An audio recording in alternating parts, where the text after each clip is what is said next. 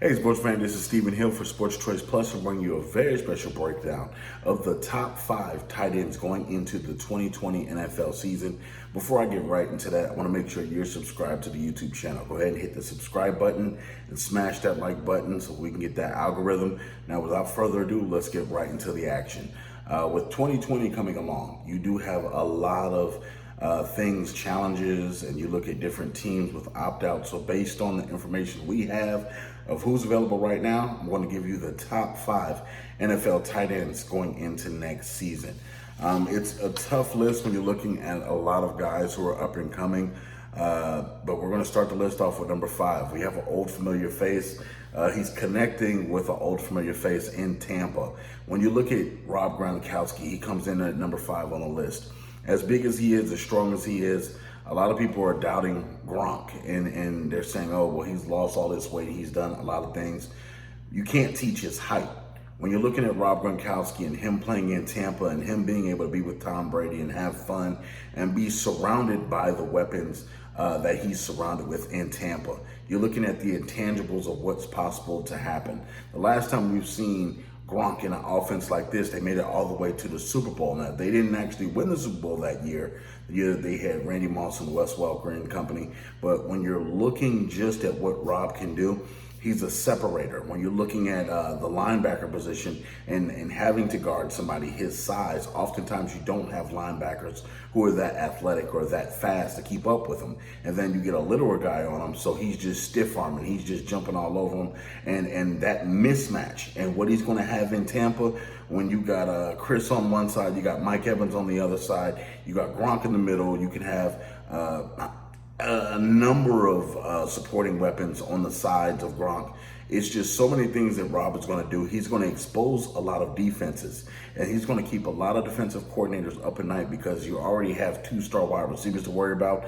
You throw Gronk in that mix, and he's just going to eat up a lot of space, and he's going to get a lot of touchdowns in the red zone for the Tampa Bay Buccaneers. So that's why I think he's going to be number 5. Coming in number 4. A big part of Lamar Jackson's growth in Baltimore was having a solid tight end. Yes, you're seeing just what Mark Andrews could do as far as being able to block well, but then when he rolled out and he was able to get a little bit in the screen game, he was able to put his hand in the ground and then block, get to the next level and open up those hips so he can get out there in traffic and catch the ball for Lamar Jackson. One of the big time plays against the Cleveland Browns when they were a little close and neck in some of those games where Lamar Jackson was throwing the ball off balance, and he literally found Mark Andrews in the middle of nowhere in the back of the end zone. They're building that chemistry in Baltimore. He's a short-handed tight end, and you're looking at the up-and-coming tight ends.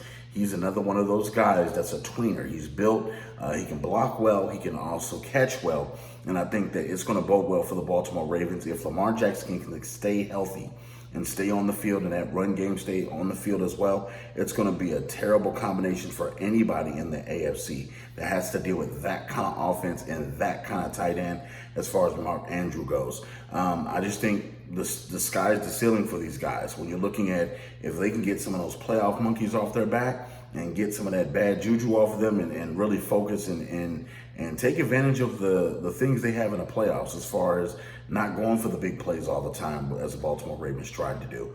And they just take little by little. I think that they can really progress, and Mark Andrews is going to be a big part of their success moving forward. Coming in at number 3, you're looking at Ertzy. I'm an Eagles guy. So Zach Ertz, and you're seeing what he's able to do the last couple of years. Even when he was Carson Wentz's only main weapon last year, you saw Ertz fight through injuries, fight through pain, fight through a nagging set of broken ribs, and you're looking just overall at this Eagles roster, what we have to offer as far as new team, as far as new chemistry. I think that if we can stay healthy, Zach is going to have a big year for the Philadelphia Eagles. Overall, Wentz is going to get him the ball year in and year out. We've seen that. They have chemistry.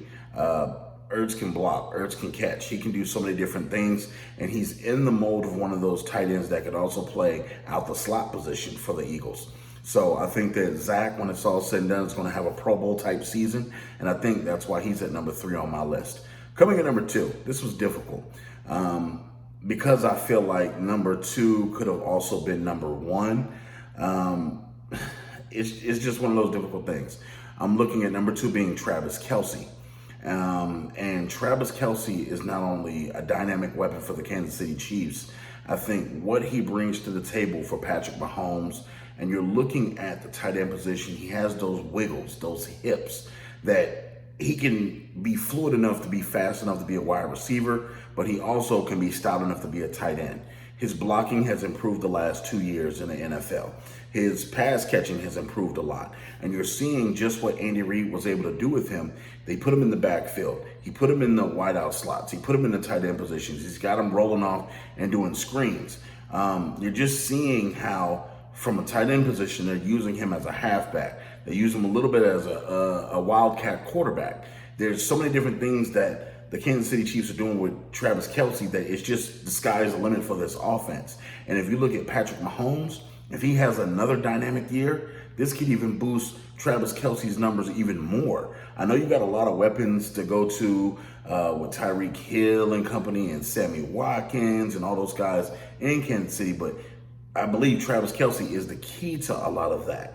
He's the safety blanket for Patrick Mahomes, and whenever Pat is in trouble, you see Pat oftentimes go to him or either Tyreek Hill for big plays down the field, because oftentimes when the play breaks down, you see Travis Kelce somewhere floating in the middle of the field and is able to get open for a catch. So that's why I have him at number 2. Number 1 was unique for me because normally I would have him at number 2, but because of his production for the San Francisco 49ers, and you're looking just at what he's able to do in the blocking game, possibly the best blocking tight end in the game. You look at just some of the stats and some of the highlights he has. One of the game-changing moments for me is when he was playing against the Saints. In the end part of that football game, it was a 4th and 2, I believe, and he just got loose on the sideline. He fought down against several Saints defenders, getting them within field goal range so they can go ahead and win that football game. You look at what he did in the Super Bowl, how he was able to perform in the Super Bowl, how he blocked so well in the Super Bowl. He doesn't just block. He old school tight end blocks, and he finishes out blocks 5, 10, 15 yards off the line of scrimmage. He's taking guys, he's dragging them, pancaking them into the ground. It's just so many things that Travis Kelce does well. And because his importance to the San Francisco 49ers and his production and what he does overall for the 49ers, that's why he's number 1 on this list. When you look at Deebo Samuel, you look at the weapons they potentially going to have next year, I think when it comes down to it, George Kittle is going to be the number 1 weapon for that team. I think Jimmy G is going to lean on him a lot, as he's already has. And I think that run game is going to be the catalyst for the 49ers' success. But when you're looking at George Kittle, he is going to carry that 49ers football team on offense. So this is my top 5 NFL tight ends for 2020 list. All you guys and gals in the comment section, feel free. Leave your top 5 list. Was I right? Was I wrong? Leave all your comments in the comment section below. And as always, stay tuned. Make sure you like, subscribe, and share the videos for Sports Choice Plus so you can get every single update when we come out with new videos. Until then, my friends, stay safe.